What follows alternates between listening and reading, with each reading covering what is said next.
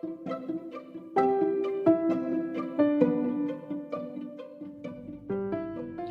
Sobat Podcast, kembali lagi dengan aku, Devi dari PSKM Angkatan 2019. Kali ini aku akan membawakan podcast tentang peran aktif mahasiswa dalam pandemi COVID-19 di era new normal.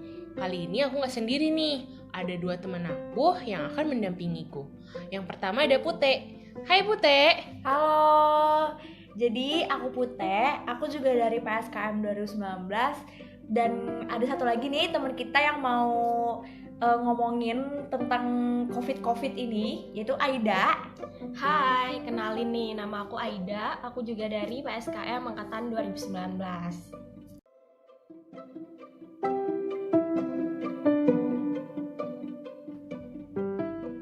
Nah, udah sekitar 1,5 tahun kita kuliah online nih. Kira-kira bagaimana sih perasaan dari Pute dan Aida? Mungkin boleh nih dari Pute dulu cerita. Oke, jadi kan kita udah sempat ngerasain 1 tahun selama kuliah offline ya, kayak 2 semester kayak gitu kita sempat kuliah bolak-balik kampus, rumah, makan kayak gitu. Terus tiba-tiba ada COVID itu kayak berubah banget 180 derajat, kita tiba-tiba blok sampai di rumah, ngapa-ngapain di rumah, terus organisasi juga di rumah, dan itu semua aktivitas tuh kayak kita bisa cuma di rumah doang gitu, nggak bisa jalan-jalan, nggak bisa kayak belajar lagi di kampus, dan itu kayak emang nggak expect banget sih sampai bisa apa ya, kayak sekaku itu tuh kita belajar dan nggak bisa berinteraksi lebih lagi sama orang-orang di luar. Jadi kayak gitu sih menurut aku. Nah, bener banget tuh. Dan perubahan dari masa kita kegiatan offline ke online tuh kayak timpang banget ya sih. Kita tuh harus menyesuaikan diri lagi kayak gitu. Gimana nih perasaan dari Aida? Kalau aku sih setuju ya sama Devi sama Pute.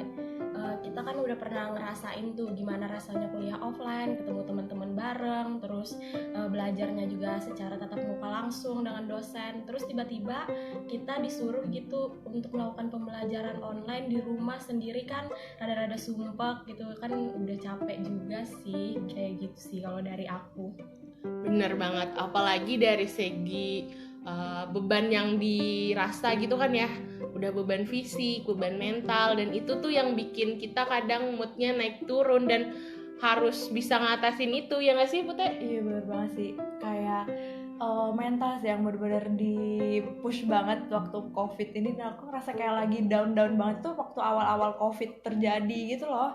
Kita di rumah nggak bisa berinteraksi sama orang, jalan-jalan pun kita nggak bisa. Terus kan jadi kayak kalau misalnya sumpek tugas, kalau misalnya di offline tuh kan ada nih kayak teman keluh kesah langsung sama teman-teman. Tapi kalau misalnya kalau di rumah tuh kan sendiri, kayak misu-misu sendiri, kayak capek-capek sendiri. Jadi kayak semuanya tuh kayak ditanganin serba sendiri kayak gitu kalau misalnya COVID. Ya bener banget, kita tuh udah kayak jadi sosok yang survive di keadaan ini, ya nggak sih Aida? Iya bener banget, tapi nih Kak, ngomong-ngomong kan nggak kerasa nih kita kan udah ngejalanin COVID ini udah sekitar 2 tahun ya. Bener banget nih. Dan ngomong-ngomong juga kayaknya angka COVID kan udah mulai menurun nih, dan kita juga udah bakal masuk ke era new normal. Nah, kira-kira bagaimana nih tanggapan dari kakak-kakak semua nih tentang new normal tersebut? Oke, new normal itu kan kita tetap tetap beraktivitas dengan melakukan atau melaksanakan protokol kesehatan yang lebih ketat.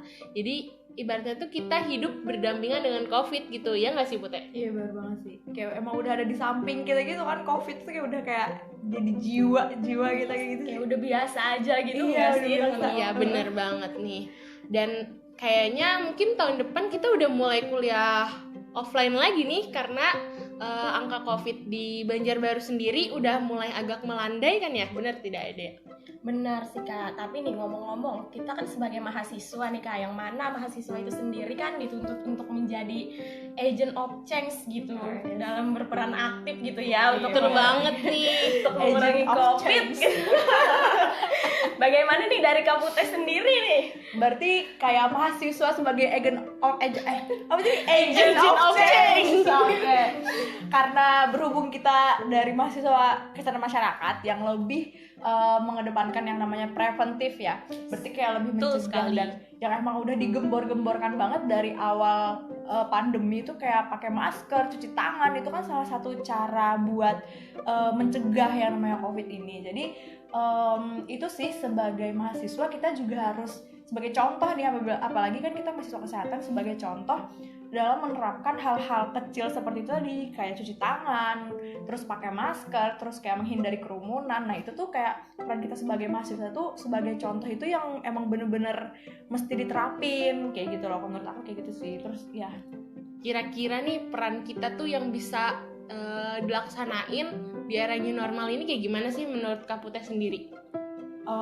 kalau menurut aku sih bisa kayak jadi satgas COVID kayak gitu ya. Ya betul-betul. Jadi kayak mahasiswa tuh mungkin kalau misalnya dari bagian pemerintah nih misalnya mengadakan sebuah membuka volunteer Ya misalnya betul, untuk, banyak banget tuh kan biasanya yang iya, kita lihat. yang kita lihat tuh kayak sebagai volunteer kayak gitu kan.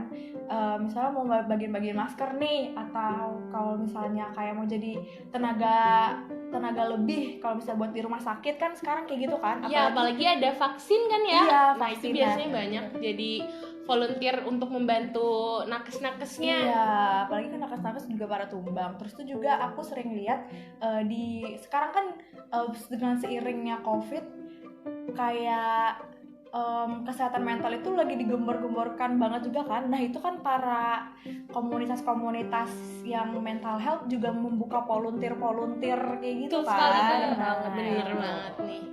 Kalau dari Kak Aida kayak gimana nih? Kalau dari aku sendiri sih, ini pengalaman aku sendiri ya sebagai salah satu mahasiswi kesehatan masyarakat nih, yang mana kesehatan masyarakat itu sendiri merupakan gimana ya, kuliahnya itu pasti kita itu diharuskan untuk bisa memberikan edukasi gitu ke masyarakat. Preventif ya Kak? Ya benar Iya. banget. Nah jadi kalau dari segi aku sendiri sih, biasanya kami itu dari program studi itu mendukung sih, kayak misalkan kemarin itu diadakan Kesmas mengajar di Oh sana. iya betul sekali. Di sana kan dikasih tahu tuh bagaimana nih cara penanggulangan COVID-19 biar angkanya nggak naik. Terus juga kita juga sering tuh disuruh bikin poster untuk diposting di Instagram, YouTube gitu, agar orang-orang itu bisa lihat gitu bagaimana sih cara penanganan COVID yang benar, terus bagaimana nih cara isolasi mandiri, terus pencegahan penularan COVID-19 itu sendiri. Jadi nggak mesti ketemu langsung kan, bisa nih lewat media sosial gitu, lihat-lihat gitu. Berarti istilahnya tuh mengedukasi secara online dan offline ya nggak Iya sih Kak? bener banget Kak. Betul banget. Oh iya, aku sedikit mau nambahin tentang Satgas Covid tadi. Kita juga bisa kayak membantu kalau ada warga atau tetangga kita yang lagi kena Covid dan membantu memberikan makanan. Itu kan udah Iya. kayak membantu gitu. Iya Peran sih. aktif mahasiswa kan Iya, kita iya. sebagai agen of change kan. Iya, nggak mesti untuk masyarakat luas, tapi Betul untuk yang sekali. di sekitar kita pun kita juga bisa kayak gitu. Iya, dan untuk diri kita sendiri pun juga bisa loh Iya. Kak, dengan cara kita menetapkan protokol kesehatan itu Betul sendiri. sekali Kak, mulai dari diri sendiri dan Benar. untuk orang lain. Iya, bener banget. Dan kayak dengan adanya pandemi atau COVID ini lebih kayak ngerasain gak sih Kak, kita tuh harus lebih aware lagi dengan lingkungan sendiri, bahwa kamu tuh gak hidup sendiri aja gitu, ada orang lain yang sebenarnya tuh membutuhkan bantuan kamu gitu loh, nggak sadar, tanpa sadar gitu. Dan sebenarnya ya untuk masalah protokol kesehatan kan sebenarnya nggak mesti di masa COVID aja kan sebenarnya. Betul sekali, Kak. Kita kan juga harus jaga kesehatan gitu, dengan cuci tangan, pakai masker, jaga jarak gitu. Iya benar banget nih. Dan yang saat ini kita lakukan ini tuh sebenarnya peran aktif mahasiswa juga loh Kak, bikin sebuah podcast yang nanti akan disebar luaskan melalui Instagram. Itu kan bakal didengerin oleh teman-teman ataupun orang yang ada di luar Kalimantan. Itu kan udah ngasih informasi lebih ya kan. Iya bener banget, apalagi kan di masa COVID ini banyak nih teman-teman kita yang mungkin lagi isolasi mandiri. Iya benar banget. Siapa Kak. tahu nih lewat dengarkan podcast ini kan bisa jadi Makin penyemangat. semangat, Kayak, betul "Ih, sekali. relate nih Apalagi sama dengan aku," pembawaan gitu. kita yang lebih ceria gitu Iya, kan Kak. bener banget kan. Dan tentunya buat nakes dan tenaga kesehatan lainnya juga kalau denger podcast ini juga semangat Iya, gitu. jangan sekali. merasa sendiri, soalnya Iya, kita di sini tuh bener. juga berusaha buat membantu walaupun nggak secara banyak orang. Iya, benar gitu. sekali. mungkin kayaknya kita cukup sampai di sini dulu deh podcastnya kan ya. Nanti makin ngaur ngidul kan, nggak sesuai dengan tema gitu. Jadi mungkin conclusion gitu dari Kak Putih dan Kak Aida dulu. Kak Putih dulu deh, kayak gimana? Conclusion kayak gimana nih? Sekalian pesan motivasi gitu Kak juga penutup. Oh, pesan motivasi penutup inilah.